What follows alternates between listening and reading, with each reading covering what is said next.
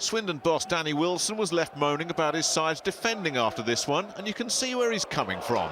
Peterborough caught them while they were still mentally in the dressing room, with Craig Smith the beneficiary. He'd already put Posh a goal up inside 3 minutes, and they barely restarted before the man with the double-barrelled surname had made it a double on the score sheet after being put clean through. The defending didn't get much better either, with keeper David Lucas fly-hacking his clearance to Aaron McLean. That spelt trouble, and Lee Frecklington duly made it 3 with only 22 minutes gone.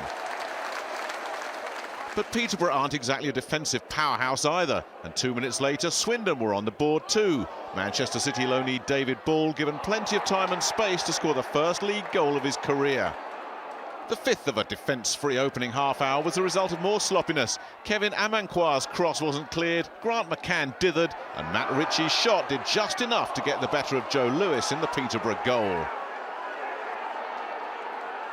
And shortly before the break, Ball levelled it up with his second of the match, and not many will come easier than this. Tommy Rowe, the man losing his footing, the Manchester City youngster gratefully accepting the gift. Swindon back on terms.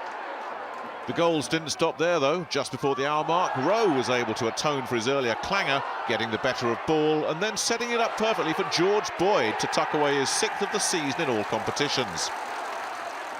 But credit the visitors for battling back once again. Swindon pressure eventually told, with Peterborough's Charlie Lee flicking out a hand and being spotted by perfectly placed referee Jock War.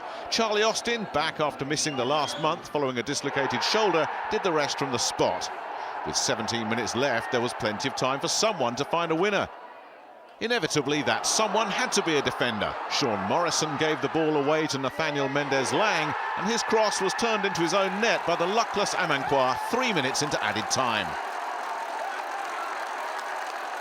I thought it was us trying to win the game, and I thought the game was actually open, but I'm so pleased we ended up getting the 5th one, and the London Road crowd have gone home happy. In League One, Swindon fought a 9-goal extravaganza at Peterborough.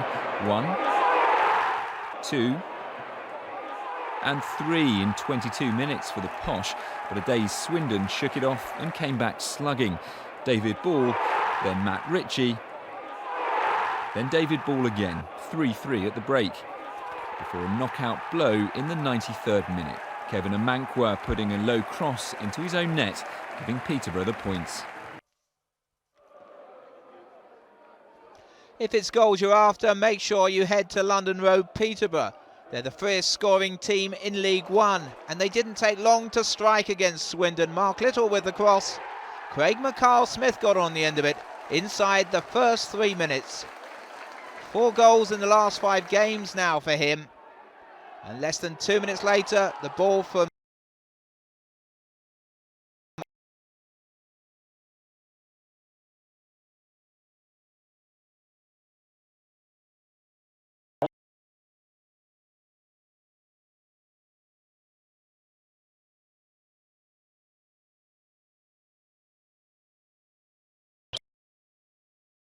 Wilson had said that it was schoolboy defending. There was something a bit more mature about their fight back though. David Ball on loan from Manchester City, a delightful turn to score, his 2nd in 3 matches in all competitions. And as the half hour approached, it was 3-2. Hesitation in the Peterborough defence. Matt Ritchie pounced to score the goal. No shortage of entertainment then at London Road.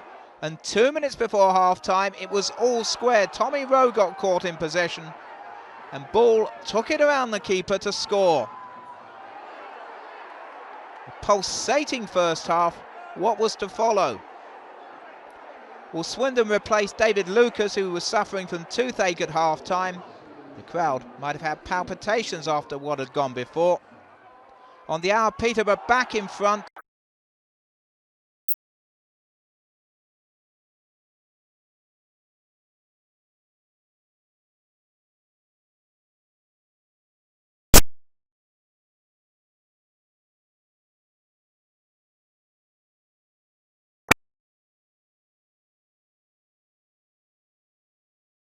To the spot. There was only one man to take the kick for Swindon, Charlie Austin, who'd missed 6 games, back in the side and coolly converted the penalty. There was still one final twist to come. In the very last minute, Kevin Amankwa turned it into his own net. It was the cruelest blow for Swindon. After their great fight back, this was the least they deserved. Peterborough's victory puts them up to second.